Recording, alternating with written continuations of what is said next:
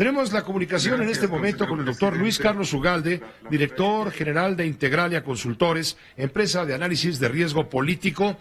Él, vaya que le entiende este tema del Instituto Electoral. Él fue presidente del Instituto Federal Electoral, nada menos que en aquella elección del 2006, que ganó Felipe Calderón por un 0.56%, cuyo resultado no pudo darse a conocer la misma noche de la jornada electoral. Doctor Ugalde, ¿cómo te va? Eso lo cuentas en un libro, así pasó, me acuerdo muy bien, no entremos en esos detalles, pero doctor, ¿cómo estás observando lo que ocurre en este momento, en esta sesión, en un INE asediado, sin duda, cercado por los comentarios que vienen desde la tribuna más alta en este momento del Poder Ejecutivo, que es la voz del presidente de la República en Palacio Nacional? ¿Cómo estás? Buena tarde. Pepe, buenas tardes. Primero, el tema global. El presidente López Obrador está queriendo minar la credibilidad del instituto y eso es sumamente grave. Hoy en la mañana nuevamente empezó a criticar al INE de por qué estaban queriendo limitar la mayoría de Morena en la Cámara de Diputados. Le pidió abiertamente a los magistrados del Tribunal Electoral que revocaran esa decisión. Eso se llama intromisión. Y hace 2 días el presidente firmó un convenio con los gobernadores para no meter las manos y el presidente las mete. En el transcurso del día, en un evento con el presidente de Bolivia, hizo mofa del presidente del Instituto Nacional Electoral, Lorenzo Córdoba, de tal forma que eso me parece muy grave. También me parece muy grave que el presidente de Morena esté acusando al INE de ser parte de la coalición del PRI y del PAN. Y quiero decir algo, Pepe, esto no es nuevo, esto siempre lo han hecho los partidos. Hace 15 o 20 años, cuando el PRI perdió la presidencia de la República con Vicente Fox, como el candidato del PAN, lo mismo hizo el PRI: atacar, cuestionar, someter a los consejeros a amenazas, de tal forma que lo que estamos viendo ya se conoce, pero es la primera vez que el presidente de la República toma partido en esto. Pero yendo al tema del día de hoy, efectivamente el INE está revisando los informes de precampaña.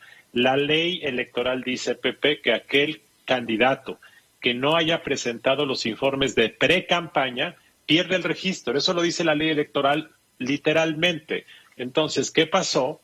Que 59 candidatos a cargos diversos. Es correcto, Pepe. En realidad no se habla desde hace algunos años. Esto es desde el principio de esta administración, en diciembre de 2018.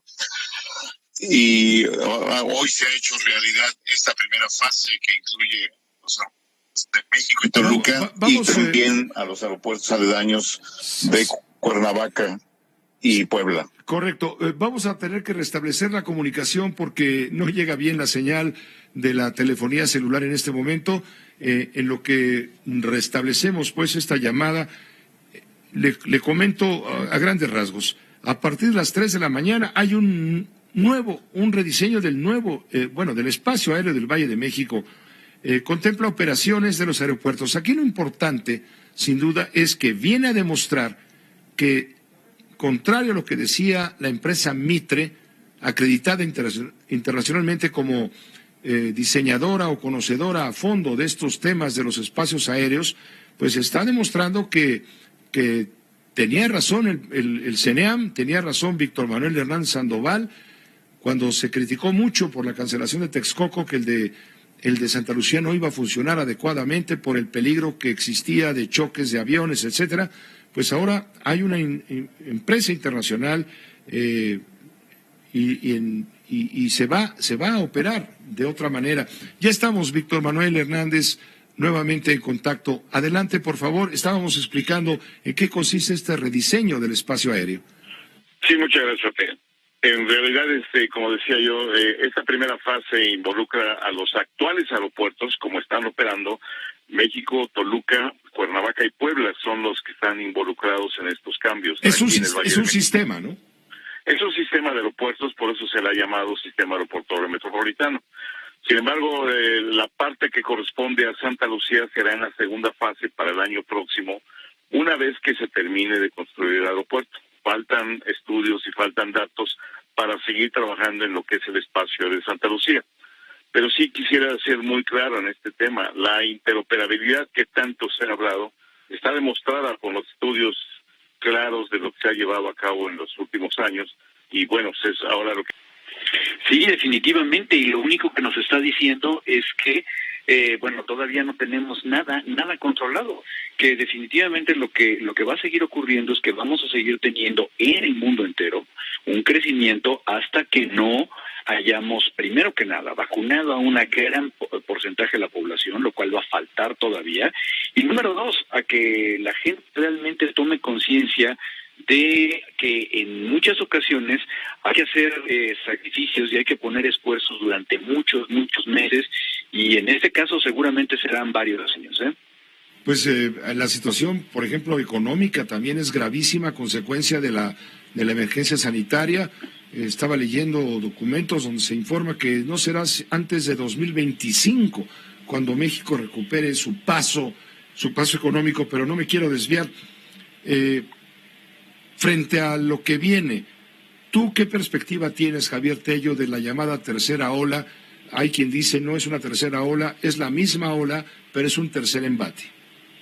No, mira, es una cuestión semántica, ¿eh?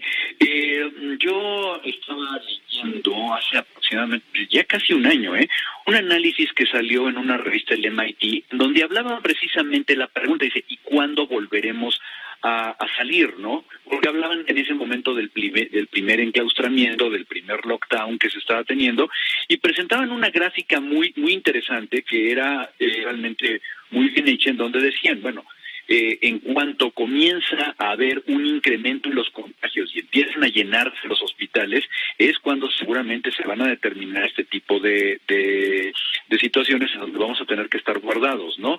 Y de repente esto va a hacer que se controlen y otra vez. Y entonces era una cuestión así como las olas del mar, como una cuestión cíclica de entrada y salida. Lo que estamos viendo seguramente es el mismo contagio, la misma infección, pero vamos a comenzar a ver, ya se está viendo en Europa, Pepe, y ahora se va a ver en México seguramente después de las vacaciones, en cuanto la gente comienza a contagiarse. Van a incrementarse los contagios, va a incrementarse lamentablemente los pacientes graves y con ello también la mortalidad. Y esto va... Y buenas noches, Alfonso Zárate. Los usos del poder. Él es presidente del Grupo Consultor Interdisciplinario GCI, es una firma especializada en estrategia y comunicación política, columnista del periódico El Universal. Alfonso, hoy se presentó una entrevista con el periodista Fernando del Collado, que realizó para la agencia Latinus, con Antonio Atolini, uno de los más activos, fervientes, fieles defensores del presidente de la República y de la Cuarta Transformación.